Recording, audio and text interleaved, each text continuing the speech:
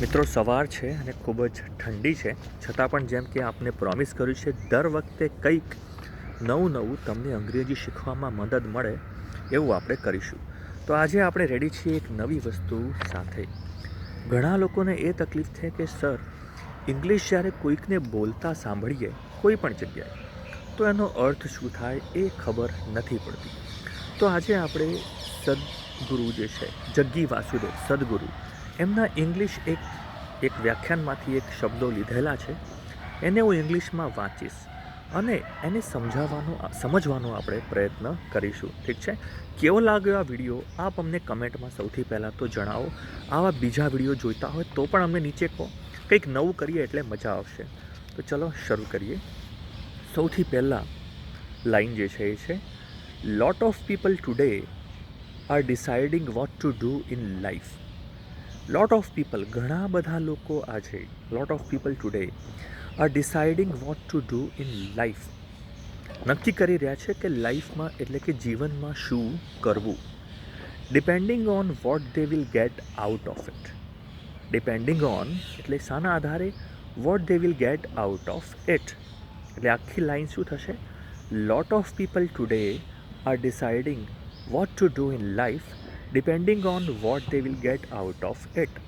ઘણા લોકો આજે એ વસ્તુના આધારે ડિસિઝન એટલે કે નિર્ણય લઈ રહ્યા છે જીવનમાં કે આમાંથી શું મળશે, આ નિર્ણય લીધા પછી એમને જીવનમાં શું મળશે. મતલબ કે will I get this type of salary, this type of house. મતલબ હું આ કંઈક વસ્તુ કરું, કે આ નોકરી કરું, કે આ પ્રકારેનો ધંધો બિઝનેસ કરું તો એમાંથી મને શું મળશે? એમાંથી મને સેલરી એટલે કે પગાર મળશે સારો. Will I get a good house, મને સારું ઘર એક મળશે. Will I get a recognition, મને લોકો ઓળખશે. આ બધી વસ્તુઓના આધારે ઘણા લોકો પોતાના નિર્ણય જીવનમાં લેતા હોય છે. This is the wrong way of approach. This is the wrong way of approach of decision. લાઈફમાં કોઈ પણ ડિસિઝન, કોઈ પણ નિર્ણય લેવાનો આ ખોટો અપ્રોચ છે, આ ખોટી રીત છે. You will have everything, steel you will have nothing. આવું જો તમે કરશો તો તમારી જોડે બધું જ હશે જીવનમાં, છતાં પણ તમારી જોડે છેલ્લે કશું જ નહીં હોય. આવું કેમ કહે છે આગળ સમજીએ.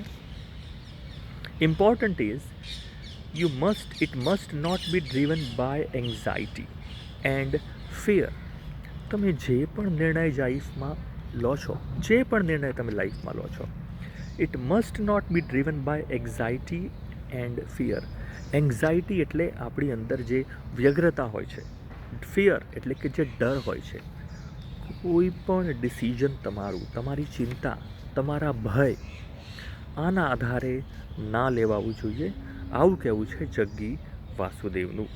Next, leave alone for 3-4 days. એકલા રહી જુઓ 3-4 દિવસ નક્કી કરવા માટે કે તમારે જીવનમાં આગળ શું કરવું છે. કાલે શું થશે, મિત્રો શું કહેશે, લોકો શું કહેશે, એનાથી ડિસિઝન લેવાની આ વ્યાખ્યાનમાં જે છે એ ના પાડેલી છે. Not today, think about life after 25 years. ખાલી આજના વિચારો, આજના વિશે ના વિચારો. 25 વર્ષ પછી, think about life after 25 years. 25 વર્ષ પછી તમારી લાઈફ કેવી હશે? એ વખતે તમે આજે શું નિર્ણય લીધો એના પર તમને શરમ ના આવવી જોઈએ, એનો તમને પછતાવો ના થવો જોઈએ. કેટલા પૈસા મળે છે, નથી મળતા. It means how much money you are going to get or not. કેટલા લોકો આજુબાજુવાળા તમને એ વસ્તુ કરી રહ્યા છે, કેટલા લોકો તમારી આજુબાજુવાળા, તમારા મિત્રો, કેટલા લોકો એ વસ્તુ કરી રહ્યા છે. How many people around you are doing it. એ પણ વસ્તુ તમારે, એનાથી તમારું ડિસિઝન ના લેવાવું જોઈએ. કેટલા પૈસા મળે છે, નથી મળતા, એનાથી ડિસિઝન ના લેવાવું જોઈએ. કેટલા લોકો તમારી આજુબાજુવાળા એ કરે છે, નથી કરતા, એના આધારે તમારું ડિસિઝન, તમારો નિર્ણય ના હોવો જોઈએ. Vote your heart is into, ask yourself. તમારું દિલ તમને શું કરવા માટે કહે છે? સૌથી વધારે તમને શામાં આનંદ મળે છે? What your heart is into. તમારું દિલ સૌથી વધારે શામાં છે? પોતાની જાતને પૂછો. Believe me, if your heart is not into something, you will never give your best. Believe me, મારો વિશ્વાસ કરો. If your heart is not into something, તમારું દિલ જો કોઈ વસ્તુમાં નહીં હોય, તમે મનથી કોઈ વસ્તુ નહીં કરતા હોય, you will never get your best. You will never give your best. તમે તમારું બેસ્ટ, તમારું શ્રેષ્ઠ તમે કદી એ વસ્તુમાં નહીં આપી શકો. And if you don't do your best, then how will you do something great. જો તમે તમારું બેસ્ટ નહીં આપો કોઈ વસ્તુમાં, તો લાઈફમાં કશું ગ્રેટ, કશું મહાન તમે નહીં કરી શકો. મહાન એટલે કે લોકો તમને યાદ કરે. કોઈ પણ એવું કામ તમે નહીં કરી શકો. તમે ખાલી એક વસ્તુ વિચારો, જેટલા પણ લોકો જે પેઇન્ટિંગ કરતા હોય કે મ્યુઝિક બનાવતા હોય કે સોંગ ગાતા હોય, આવા લોકો ક્યારે સૌથી મોટી વસ્તુ લાઈફમાં કરી શકે? જ્યારે એ એમનું બેસ્ટ આપે, એમનું શ્રેષ્ઠ પ્રદર્શન. સચિન તેંડુલકર આપણે કેમ યાદ કરીએ છીએ? એમનું જે બેસ્ટ લાઈફમાં છે એમને આપ્યું, જે ફિલ્ડમાં એ કામ કરે છે એમાં આપ્યું. એવા ફિલ્ડમાં જાય કે જ્યાં એમની ઈચ્છા જ ના હોય, જ્યાં મનથી કામ કરવા ના મળતું હોય, ત્યાં જો તમે નહીં જાઓ તો you will never be giving your best. Next સવાલ એ છે, can I be devoted to something. Devote કરવું એટલે પોતાની જાતને સમર્પિત કરવી. તો પોતાની જાતને સવાલ પૂછો, can I be devoted to something. એવું કંઈ પણ છે જેની અંદર તમે તમારી જાતને સમર્પિત કરી શકો. થાક્યા વગર સવારથી સાંજ સુધી જે વસ્તુ ગમતી હોય ને એમાં થાક ના લાગે, તો શું શોધો એવું કંઈક છે. Is there something you can devote yourself into. એવું કંઈક છે જે તમે તમારી જાતને સમર્પિત કરી શકો થાક્યા વગર. આવતીકાલે તમને એવું ના લાગવું જોઈએ કે સાલું લાઈફ બગાડી. આજથી 10 વર્ષ 15 વર્ષ પછી યુ શુડ નોટ થિંક.